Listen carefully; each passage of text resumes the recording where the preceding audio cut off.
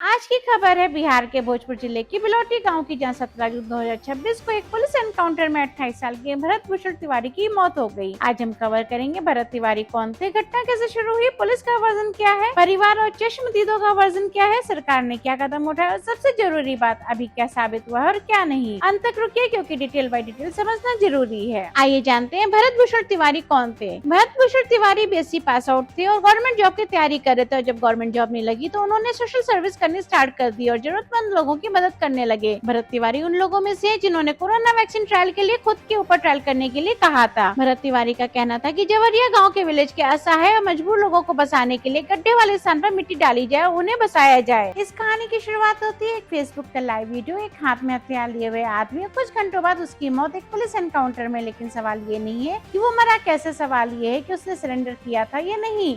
और इस एक सवाल ने बिहार में इतना तूफान खड़ा कर दिया कि सरकार को हाई कोर्ट के रिटायर्ड जज से जुडिशियल इंक्वायरी बैठानी पड़ी। आज हम पूरी कहानी समझेंगे बिना किसी एक तरफ झुके, क्योंकि ये केस अभी अदालत के विचार में और यहाँ सच का फैसला हम नहीं जांच करेगी। एक तरफ भरत तिवारी को गांव वाले अलग तरीके से याद करते हैं। बाढ़ प्रभावित इलाकों के निवासियों ने मीडिया को बताया कि भरत तिवारी सड़क, बिजली, पानी और विस्थापित परिवारों को पुनर्वास नियमित रूप से उठाते थे। कई लोगों ने उन्हें एक ऐसे व्यक्ति बताया जो हमेशा गरीबों के साथ खड़ा रहता था। वहीं दूसरी तरफ पुलिस का कहना कुछ और था। घटना से एक दिन पहले 16 जून को भोजपुर पुलिस ने सोशल मीडिया पर बताया कि भरत मानसिक रूप से अस्वस्थ लगते थे और उनके इलाज के लिए कदम उठाए जा रहे थे। यानी दो अलग अलग बातें, एक सामाजिक कार्यकर्ता की, वहीं दूसरी मानसिक अस्थिरता की। क्या भरत तिवारी एक सामाजिक कार्यकर्ता थे जिन्होंने कानूनी सीमा पार की, या एक अपराधी थे जिन्होंने अधिकारियों को धमकी दी, या पुलिस के एनकाउंटर सही तरीके से किया? और यहीं से शुरू होती है वो कहानी जिसने पूरे बिहार को हिला दिया। एक वीडियो जो वायरल हुआ और जिसके बाद कुछ भी पहले जैसा नहीं रहा। 16 जून को शाहपुर थाने को सूचना मिली कि एक आदमी हथियार लेकर घूम रहा है। पुलिस जब भरत के घर पहुंची पूछताछ के लिए तो भरत के पास अभी भी बंदूक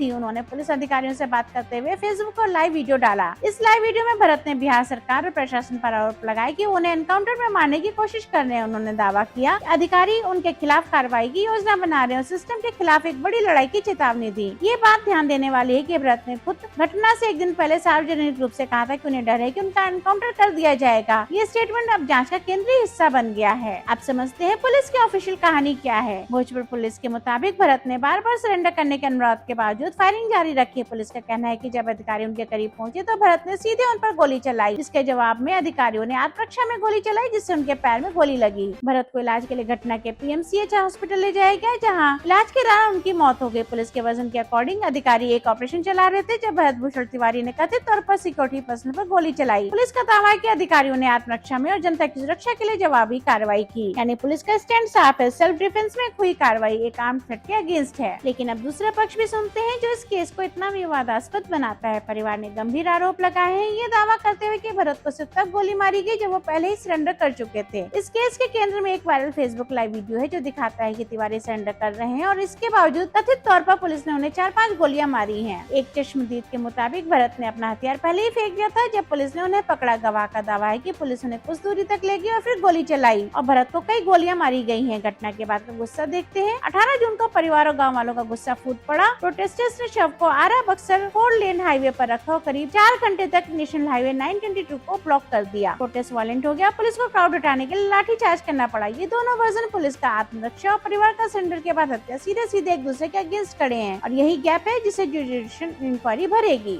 RJD के नेशनल अध्यक्ष तेजस्वी यादव ने इस एनकाउंटर को फर्जी बताते हुए कहा कि बिहार की गवर्नमेंट ने पहले से गरीब और प्रताड़ित बिहार की जनता की आवाज को दबाने के लिए फेक एनकाउंटर करा है। तेजस्वी यादव ने कहा कि एक तरफ गवर्नमेंट ने मामले की न्यायिक जांच के ऑर्डर दिए हैं, वहीं दूसरी तरफ पुलिस ने भरत तिवारी के फैमिली के अगेंस्ट केस भी फाइल कर दिया है। बिहार की गवर्नमेंट को इस डुअल केस के पर सफाई देनी चाहिए। तेजस्वी यादव ने कहा कि बिहार में ये फर्स्ट फर्जी एनकाउंटर नहीं है, ऐसे बहुत से मामले हुए हैं और सरकार जाति के आधार पर भी एनकाउंटर करती है। लोगों का ध्यान असली मुद्दों से हटाने के लिए गवर्नमेंट फर्जी एनकाउंटर का सहारा लेती है ताकि लोग बिजली, पानी, रोजगार का सवाल नहीं उठा सके। और अब जानते हैं कि सरकार ने क्या एक्शन लिया है। शाहबाद रेंज के deputy inspector general D Satyaprakash ने प्रिलिमिनरी इंक्वायरी के तुरंत बाद डिपार्टमेंटल एक्शन के आदेश दिए हैं। शाहपुर थाने के SHO राजेश कुमार मालाकार को तुरंत प्रभाव से सस्पेंड कर दिया गया है। फाइंडिंग्स में ड्यूटी में सीरियस लैप्सेस पाए गए हैं। इसके अलावा एक सब इंस्पेक्टर और एक कांस्टेबल को भी सस्पेंड कर दिया गया जो ऑपरेशन के दौरान मौजूद थे। ध्यान दीजिए, सस्पेंडेड अधिकारियों पर आरोप था कि नेग्लिजेंस और जब आरोपी ने हथियार दिखाया तब निर्णायक तरीके से एक्शन न लेने का। ये सस्पेंशन भरत के एनकाउंटर से एक दिन पहले की घटना से जोड़ा था। यानी पुलिस के अपने इंटरनल रिव्यू में भी ऑपरेशनल लैप्सेस माने गए हैं। भले ये एनकाउंटर गलत होने के साबित नहीं करता, लेकिन ये दिखाता है कि कहीं कुछ ठीक नहीं था हैंडलिंग में। और सबसे बड़ा कदम, बिहार सरकार ने इस कंट्रोवर्शियल एनकाउंटर की इंडिपेंडेंट जुडिशियल इंक्वायरी का आदेश दिया, जो एक रिटायर्ड हाईकोर्ट जज की निगरानी में होगी, ताकि घटना के हर पहलू की ट्रांसपेरेंट और इम्पार्शियल इन्वेस्टिगेशन हो सके।